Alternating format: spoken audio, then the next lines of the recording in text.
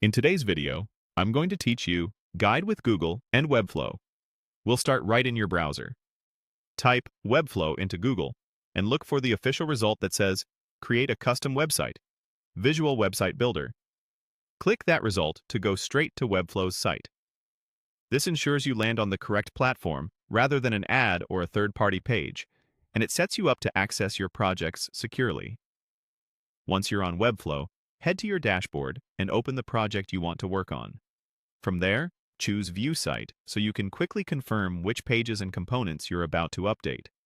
Seeing the live or staging version helps you keep context as you make design changes, especially when you're working with dynamic content like blog cards. Next, open the project in the Designer and navigate to the page that contains your blog card layout. Locate the code block element on that page and click it. A code block is ideal for small custom snippets that extend Webflow's native features. If you don't immediately see it, use the navigator to drill into your card component or your collection list until you find the element labeled Code or Embed. Selecting it will let you access the underlying custom code. With the code block selected, open the code editor.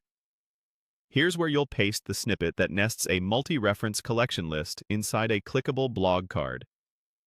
In Webflow, a multi-reference field lets a collection item relate to multiple items in another collection, such as posts connected to multiple tags or categories.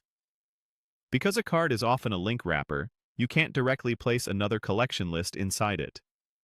The custom code bridges that gap by pulling the related items and rendering them within the card without breaking the clickable wrapper. Paste your prepared code exactly as intended and add a brief comment at the top so future you, or teammates, know what it does. Keep your markup lean and your selectors specific so it targets only this card layout. If your code uses classes, confirm they match the classes already applied in your design. After pasting, check for syntax errors and save within the editor. Finally, preview your page to verify that each blog card remains fully clickable and that the nested multi-reference items, like tags or categories, appear correctly and consistently. If something looks off, recheck your selectors and the multi-reference field bindings in your collections. With that, you've cleanly integrated a nested multi-reference list inside a clickable blog card using Webflow and a simple code block.